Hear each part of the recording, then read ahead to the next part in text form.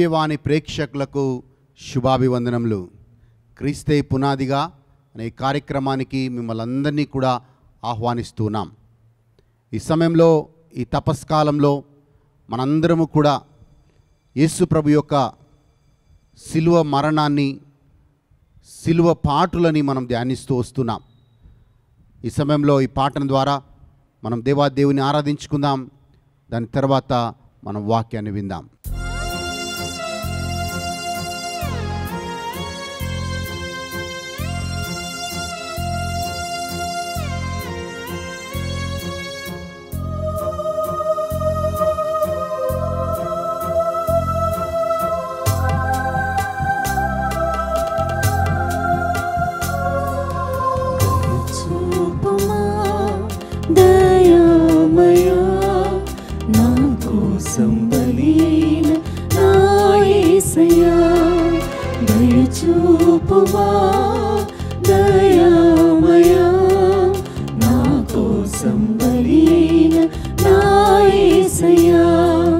నాలోని పాపం ఎరిగితివి, నన్ను కాచి ప్రభువు నీవేసు. నాలోని పాపం ఎరిగితివి, నన్ను కాచి ప్రభువు నీవేసు. దయచూపుమా దయామయా, నా కోసం బలి అయిన నా యేసయ్యా. దయచూపుమా దయామయా, నా కోసం బలి అయిన నా యేసయ్యా.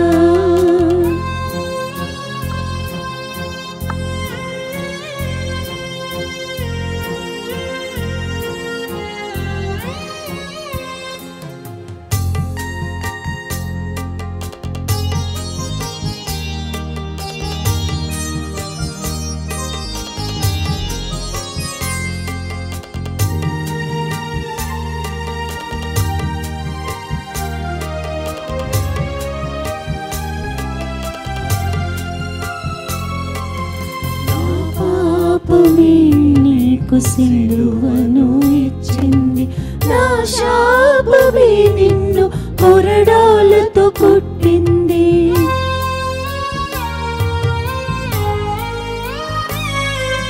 నా పాపమే నీకు సిలువను ఇచ్చింది, నా శాపమే నిన్ను కొరడాలతో కొట్టింది.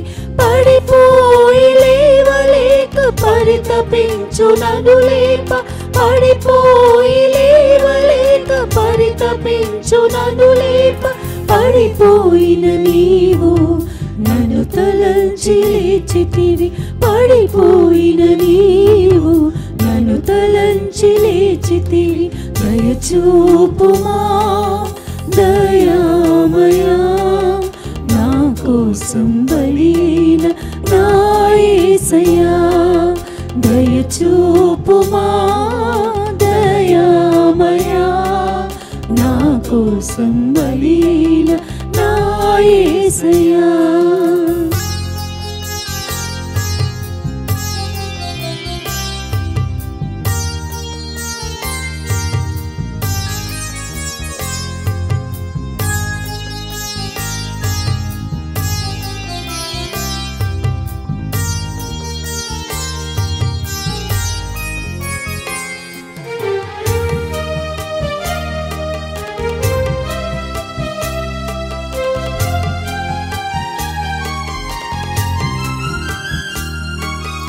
నాలోని శాపాన్ని తొలగించాలని ముళ్ళ కిరీటమును ప్రభు నీవు పొందితివి.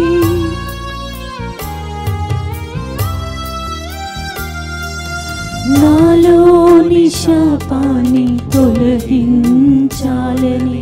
ముళ్ళ కిరీటమును ప్రభు నీవు పొందితివి. శాపగ్రస్తుడైన నన్ను దీవెనగా మార్చాలని, శాపగ్రస్తుడైన నన్ను దీవెనగా మార్చాలని శాపమై మారితివి ప్రభు నీవు నా కోసం శాపమై మారితివి. ప్రభు నీవు నా కోసం దయచూపుమా దయామయా. నా కోసం బలిన నా యేసయ్యా దయచూపుమా దయామయా. నా కోసం బలిన నా యేసయ్యా. నాలోని పాపం ఎరిగితివి. నన్ను కాచి ప్రభువు నీవే యేసు. నాలోని పాపం ఎరిగితివి. నన్ను కాచి ప్రభువు నీవే యేసు. దయచూపుమా దయామయా. నా కోసం బలిన నా యేసయ్యా దయచూపుమా దయామయా. నా కోసం బలిన నా యేసయ్యా. వాక్యం వినబోయే ముందు తలలు వంచి ప్రార్థన చేసుకుందాం. మమ్మల్ని మిక్కిలిగా ప్రేమించు మా తండ్రి, నీకు వందనాలు, నీకు స్తోత్రాలు ప్రభువా. ఈ రోజుని బట్టి, ఈ సమయాన్ని బట్టి వందనాలు. ఈ కార్యక్రమాన్ని వీక్షిస్తున్న ప్రతి గృహాన్ని దర్శించండి ప్రభువా. ప్రతి వ్యక్తిని తాకండి నాయన. ప్రత్యేకంగా ఈ వాక్యాన్ని వింటూ ఉండగా ప్రభా వాళ్ళ జీవితాల్లో విడుదల, వాళ్ళ జీవితాల్లో సంపూర్ణ స్వతంత్రత కలుగునుగాక. యేసుక్రీస్తు నామంలో అడిగి వేడుకుంటున్నాము మా పరలోకపు తండ్రి. Amen, amen.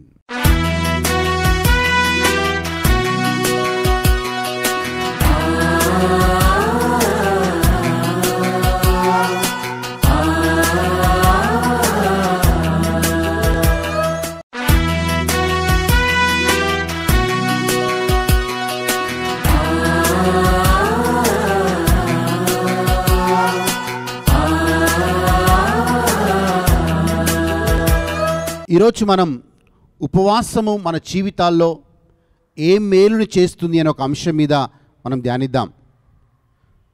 ఉపవాసము, ప్రార్థన చాలా శక్తివంతమైందిగా మనం బైబిల్లో చూస్తున్నాం. దావీదు కీర్తన 35:13 వచనంలో ఇలా అంటూ ఉన్నాడు, ఉపవాసముతో నా ఆత్మని ఆయాసపరుచుకుంటున్నాను అంటున్నాడు. ఉపవాసంతో నేను నా యొక్క ఆత్మని తగ్గించుకొని ఆయాసపరుచుకుంటున్నా అంటున్నాడు. ఇంగ్లీష్లో చాలా చక్కగా ఉంటుంది. David says, I humbled my soul with fasting. ఈ ఉపవాసము ఒక వ్యక్తి తనను తాను దేవుడి దగ్గర తగ్గించుకునే విధంగా ఉంటాడు. మరి దేవుడి దగ్గర తగ్గించుకోవడం అంటే ఏంటి అని ఒకసారి గమనిస్తే, మనము ప్రతి విషయంలో, మన జీవితంలో ప్రతి విషయంలో దేవుని మీద ఆధారపడి మనం జీవిస్తున్నామని అర్థం. సో దావీదు ఉపవాసము ద్వారా దావీదు అనేక క్లిష్టమైన పరిస్థితుల గుండా తన జీవితంలో వెళ్ళాడండి. కానీ దావీదు ఎందుకు అనేక విజయాలను సాధించాడు? దావీదు ఒక ఇజ్రాయెల్కి గొప్ప రాజుగా ఎందుకున్నాడు అంటే, ప్రతి క్లిష్టమైన పరిస్థితుల్లో దావీదు దేవుడి దగ్గర ఉపవాసంతో కనిపెట్టేవాడు. దేవుని అడిగేవాడు, ప్రభువా ఈ పరిస్థితిలో నేను ఎలా ముందుకు వెళ్ళాలి, ఈ పరిస్థితిలో నేను ఏం చేయాలి. అంత గొప్ప రాజు అయినప్పటికీ దేవుడి దగ్గర తనను తాను తగ్గించుకొని దేవుని మీద ఆధారపడేవాడు. అందుకే దావీదు ఇజ్రాయెల్కి గొప్ప రాజుగా ఆయన ఉన్నాడు. ఈరోజు మనం కూడా ఈ తపస్కాలంలో దేవుని సన్నిధిలోకి వస్తున్న మనల్ని మనం తగ్గించుకొని, ప్రభువా మానవులుగా అనేక ప్రయత్నాలు మేము చేస్తున్నాం, కానీ ఈరోజు నాయన మమ్మల్ని తగ్గించుకొని నీ మీద ఆధారపడి మా జీవితాలకి ఒక గమ్యాన్ని, మా జీవితాలకి ఒక మంచి మార్గాన్ని చూపించమని దేవుని అడుగుతూ ఉన్నాం. రెండవ ఆశీర్వాదం, మనము ఉపవాసం ద్వారా మనము ఏం నేర్చుకుంటాం, ఏం చూస్తున్నాము, ఏం పొందుకుంటాము అంటే, యెషయా గ్రంథం 58వ అధ్యాయం 6వ వచనంలో ఈ రెండు మాటలు మనకు కనబడతాయండి. మొట్టమొదటిగా మనం చూసినట్లయితే అక్కడ అన్యాయపు కట్లు ఉపవాసం ద్వారా విరగొట్టబడతాయి అనే మాటని అక్కడ మనం చూస్తూ ఉన్నాం. ఈ జీవితంలో మనం అనేక మోసాల గుండా వెళ్తాం. చాలామంది అనేక సందర్భాల్లో మనం మోసం చేస్తుండొచ్చు, అనేక సందర్భాల్లో మనల్ని హేళన చేస్తుండొచ్చు, అనేక సందర్భాల్లో వాళ్ళ అధికార బలంతో కావచ్చు, వాళ్ళ డబ్బు బలంతో కావచ్చు, వాళ్ళ అహంకారంతో కావచ్చు, మనల్ని చిన్న చూపు చూసిన సందర్భాలు ఎన్నో ఉండొచ్చు. కొన్ని సందర్భాల్లో మన ఆస్తి విషయంలో కావచ్చు, మనకు అన్యాయం జరిగిండొచ్చు. కానీ ఇక్కడ వాక్యం ఏం చెప్తుందంటే, యెషయా గ్రంథం 58వ అధ్యాయం 6వ వచనం, అన్యాయపు కట్లని దేవుడు తెగగొడతాడు అనే మాట రాయబడింది. He will break the bonds of injustice. ఉద్యోగంలో పనిచేస్తున్నప్పుడు నీకు రావాల్సిన ప్రమోషన్ నీకు రాలేదేమో, ఆస్తి పంపకాల్లో కొన్ని సందర్భాల్లో నీకు అన్యాయం జరిగిందేమో, నీ కుటుంబంలోనే నీకు అనేక సందర్భాల్లో అనేక విషయాల్లో మీకు అన్యాయం జరుగుతూ వస్తుందేమో. కానీ ఉపవాసంతో ఏ వ్యక్తి అయితే దేవుడితో కనిపెడతాడో, దేవుడు అన్నాడు ఆ యొక్క అన్యాయపు కట్లని విరగొడతాను అంటున్నాడు. అంటే దానికి అర్థం ఏంటంటే, ఎక్కడైతే మనం అన్యాయం చేయబడతామో, ఎక్కడైతే మనం హేళన చేయబడతామో, ఎక్కడైతే మనం తృణీకరించబడతామో అక్కడ దేవుడు ఆ వ్యక్తిని మళ్ళీ స్థిరపరిచేవాడిగా ఉంటాడు. దావీదు జీవితంలో మనం చూస్తే అనేక రకాలుగా సౌలు రాజు ఆయన అన్యాయంగా చంపాలని అనేక మార్లు ప్రయత్నిస్తూ వచ్చాడు. ఒకసారి ఆయన కత్తి విసిరినప్పుడు ఆ కత్తి గోడకి వెళ్ళి తాకినట్లుగా మనం చూస్తూ ఉన్నాం. అనేక మార్లు దావీదు ఆయన ప్రాణాలని అరచేతిలో పెట్టుకొని కొండల్లో గుహల్లో జీవిస్తూ వచ్చాడు. అనేక మార్లు దావీదు కూడా మనం కీర్తన 13లో చదివితే, ప్రభువా ఇంకా ఎన్నాళ్ళు ప్రభువా అని దావీదు దేవుణ్ణి ప్రశ్నిస్తాడు. ప్రభువా నా మొరని ఆలకించవా, ఎన్ని రోజులు ఈ అన్యాయం నేను భరించాలి అని దావీదు ప్రార్థిస్తూ వచ్చాడు. ఒకానొక సందర్భం వచ్చింది, దేవుడు ఎక్కడైతే దావీదు తృణీకరించబడ్డాడో, ఎక్కడైతే దావీదు హేళనకి గురయ్యాడో, ఎక్కడైతే దావీదు అవమానానికి గురయ్యాడో అక్కడే ఆ ఇజ్రాయెల్ దేశంలోనే ఆ ఇజ్రాయెల్కి రాజుగా దావీదుని దేవుడు స్థిరపరిచినట్లుగా మనం చూస్తూ ఉన్నాం. ఈరోజు ఎక్కడ మీకు అన్యాయం జరిగిందో, ఎక్కడ మీరు అవమానాలు గుండా వెళ్ళారో దేవుని వాక్యం చెప్తుంది, ఉపవాసంతో దేవుడి దగ్గర మనం కనిపెట్టినప్పుడు అన్యాయపు కట్లు తెగ్గొట్టబడతాయి. ఆ అన్యాయపు కట్లు తెగ్గొట్టినప్పుడు when the bondage of injustice breaks, then God will establish you in that place. ఆ స్థలంలో, ఆ ప్రదేశంలో, అదే ప్రజల మధ్యలో దేవుడు నిన్ను స్థిరపరిచేవాడిగా ఉంటాడు, నిన్ను ఘనపరిచేవాడిగా ఉంటాడు. కొన్ని రోజులు అన్యాయం జయించవచ్చు, కానీ న్యాయాధిపతి అయిన దేవుడు నీకు న్యాయం చేసేవాడిగా ఉంటాడు. లూకా సువార్త 18వ అధ్యాయంలో మనం ఒక విధవరాల్ని చూస్తూ ఉన్నాం. ఒక అన్యాయమైన ఒక న్యాయాధిపతి దగ్గరికి వెళ్ళి పదే ఆమె అడుగుతూ ఉంది, అయ్యా నాకు న్యాయం చేయండి అని అడుగుతుంది. ఇక ఆ అన్యాయపు న్యాయాధిపతి విసిగిపోతాడు. ఈ విధవరాలు పదే నాకు న్యాయం చేయండి అని అడుగుతున్నప్పుడు ఆయన ఒకానొక రోజు ఆ విధవరాల్ని చూసి పదే ఆమె అడుగుతుంది అని ఆమెను పిలిచి ఆమెకి న్యాయం చేస్తాడు. అక్కడ ఒక వాక్యం రాయబడి ఉంటుందండి. లూకా సువార్త 18వ అధ్యాయం 9, 10, 11 వచనాల్లో మనం జాగ్రత్తగా చదివినట్లయితే, ఒక అన్యాయపు న్యాయాధిపతి ఒక విధవరాలికి న్యాయం చేసినప్పుడు నీ దేవుడు దీవారాత్రులు నీవు ఆయనకు మొరపెట్టినప్పుడు నీకు న్యాయము చేయడా? ఖచ్చితముగా ఆయన న్యాయము చేస్తాడు అనే మాటని అక్కడ మనం చదువుకుంటున్నాం. ఎస్, ఆ విధవరాలు పదే ఆ అన్యాయమైన న్యాయాధిపతి దగ్గరికి వెళ్ళి, అయ్యా నాకు న్యాయం కావాలని ఎలా గోజాడుతుందో, బహుశా ఈరోజు నీవు కూడా నీవున్న పరిస్థితిలో నీ కుటుంబం ఉన్న స్థితిలో అయ్యా మాకు న్యాయం కావాలి అని మొరపెడుతున్నావేమో, అని అర్జిస్తున్నావేమో. కానీ దేవుని వాక్యంలో మనం చూస్తున్నాం, ఆ విధవరాలికి అన్యాయస్తుడైన ఆ న్యాయాధిపతి న్యాయము చేసినప్పుడు, న్యాయాధిపతి అయిన నీ దేవుడు దీవారాత్రులు ఉపవాసము ద్వారా నీవు ఆయనకు మొరపెడుతున్నప్పుడు నీకు న్యాయం చేయడా? ఖచ్చితముగా దేవుడు న్యాయం చేస్తాడు. మన దేవుడు నమ్మదగినవాడు. He will break the bonds of injustice.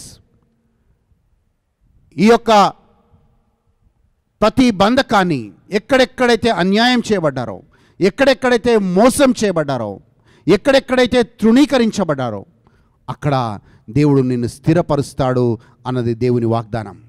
కనుక ఈ 40 రోజులు ఈ తపస్కాలంలో మనందరము కూడా ఉపవాసం ఉండి దేవుడి దగ్గర కనిపెడుతూ ఉండగా మనందరము కూడా ప్రతి చోట, ప్రతి ప్రదేశంలో ఎక్కడెక్కడైతే అవమానాల గుండా, నిందల గుండా వెళ్ళారో అక్కడ దేవుడు మిమ్మల్ని స్థిరపరచునుగాక, ఘనపరచునుగాక. రెండవ మాటని మనము చదువుకుంటున్నాం. 2 కొరింథీయులు రాసిన లేఖ 10వ అధ్యాయం 4వ వచనం. అక్కడ ప్రతి ఒక్క బంధకము విరగొట్టబడుతుంది అనే మాటని మనం చదువుతున్నాం. చూడండి, ఈ వాక్యంలో మనం చూసినప్పుడైతే మనం చాలామంది వ్యసనాల గుండా, బలహీనతల గుండా వెళ్తాం. ఈ వ్యసనాల గుండా, బలహీనతల గుండా వెళ్ళినప్పుడు మనం ఏం చేయాలనుకుంటున్నామో దాన్ని చేయలేకపోతాం. ఏమి చేయకూడదు అనుకుంటున్నామో దాన్ని పదే పదే చేస్తాం. మన శరీరం మన ఆధీనంలో ఉండదు, మన ఆలోచనలు మన ఆధీనంలో ఉండవు. ప్రభువా, ఈ యొక్క వ్యసనం నుంచి నేను బయటికి రావాలనుకుంటున్నాను, కానీ నేను రాలేకపోతున్నాను అని చాలాసార్లు మనము లోపల కుమిలిపోతూ ఉంటాం. కానీ 2 కొరింథీయులు రాసిన లేఖ 10వ అధ్యాయం 4వ వచనం చెప్తుంది, ఆ బంధకం యొక్క కట్లని దేవుడు విరగొడతాడు. He will break the strong holds అనే మాటని అక్కడ మనం ఇంగ్లీష్లో చదువుతున్నాం. ప్రతి వ్యసనానికి సాతాను ఆ వ్యక్తిని ఒక బంధకంలో ఉంచుతాడు. ఆ వ్యసనంలో నుంచి, ఆ బలహీనతలో నుంచి ఆ వ్యక్తి బయటికి రావాలి అంటే ఆ యొక్క బంధకము విరగొట్టబడాలి. ఆ బంధకము ఎప్పుడు విరగొట్టబడుతుందంటే ఎప్పుడైతే మనము ఆ యొక్క దేవుడి దగ్గర ఉపవాసంతో కనిపెట్టినప్పుడు ఆ బంధకం విరగొట్టబడుతుంది. ఆ బంధకం విరగొట్టబడ్డప్పుడు ఆ వ్యక్తి ఆ యొక్క వ్యసనం నుంచి, ఆ బలహీనత నుంచి బయటికి వస్తాడు అనే మాటను జ్ఞాపకం చేస్తున్నాను. ఈరోజు ఈ వాక్యం వింటున్న మనం ఈ 2 విషయాల కోసం ప్రార్థన చేద్దాం. ప్రభువా, నేను ఉపవాసం ద్వారా నన్ను నేను తగ్గించుకుంటున్నప్పుడు ప్రభువా, అన్యాయపు కట్లు విరగొట్టబడాలి ప్రభువా. 2, వ్యసనము, బలహీనతల్లో మేమున్నాం ప్రభువా, మేమేం చేయాలనుకుంటున్నామో దాన్ని చేయలేకపోతున్నాం. ఈ భయంకరమైన వ్యసనంలో నుంచి, ఈ భయంకరమైన బలహీనతలోంచి బయటికి రాలేకపోతున్నాం ప్రభువా. ఆ బంధకాన్ని విరగొట్టండి. ఎందుకంటే ఒక దయ్యం పట్టిన వ్యక్తిని యేసు ప్రభు దగ్గరికి తీసుకొని వస్తున్నారు. అదే దయ్యం పట్టిన వ్యక్తిని శిష్యులు విడుదలనివ్వలేకపోయారు. కానీ యేసు ప్రభు ఆ దయ్యం పట్టిన వ్యక్తిని తీసుకొచ్చినప్పుడు, యేసు ప్రభు వెంటనే ఆ యొక్క దయ్యాన్ని విడుదల చేసినప్పుడు శిష్యులు అడుగుతున్నారు ఏకాంతంగా, అయ్యా మేమెందుకు ఆ దయ్యాన్ని వెళ్ళగొట్టలేకపోయాం అన్నప్పుడు యేసు ప్రభు సమాధానం, ఇది కేవలం ఉపవాస ప్రార్థన వల్లనే సాధ్యం అంటున్నాడు. ఈరోజు అది ఎంత భయంకరమైన బంధకమైన కావచ్చు, ఎంత భయంకరమైన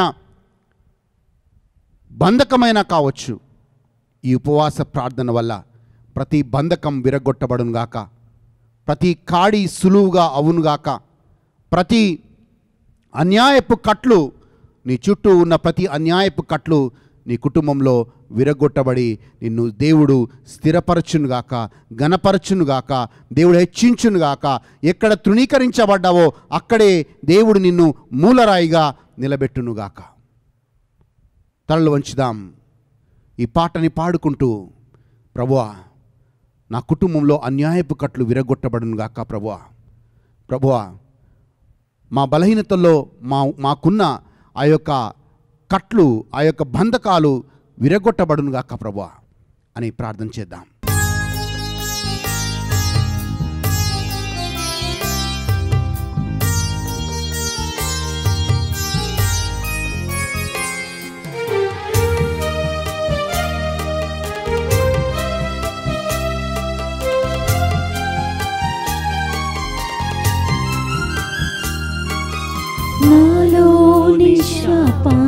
తొలగించాలని ముళ్ళ కిరీటమును ప్రభు నీవు పొందితివి.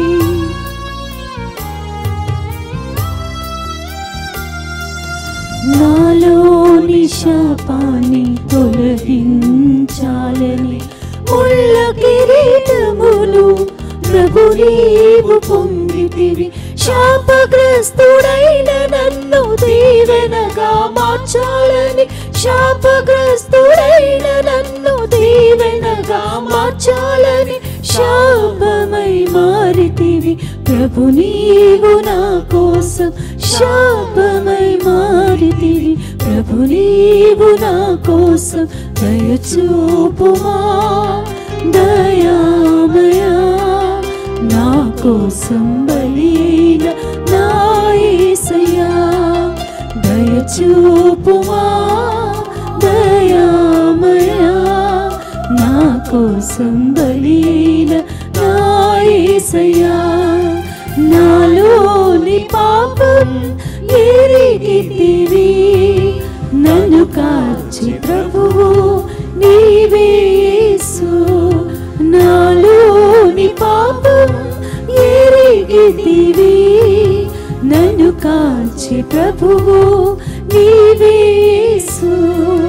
దయచూపుమా దయామయా, నా కోసం బలిన నా యేసయ్యా.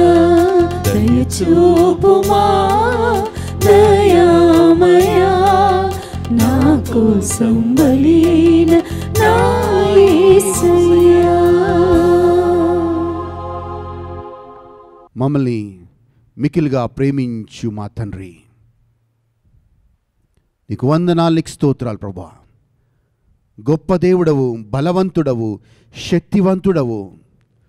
ఉపవాసంలో నీ దగ్గర కనిపెట్టుకొని మా బలహీనతల్లో, మా వ్యసనాలలో ప్రభువా అనేక ఇరుకుల్లో, ఇబ్బందుల్లో నీ సన్నిధిలోకి వస్తూ ఉండగా మమ్మల్ని స్థిరపరచమని కోరుతున్నాం, మమ్మల్ని ఘనపరచమని కోరుతున్నాం, మమ్మల్ని ఆశీర్వదించమని కోరుతున్నాం.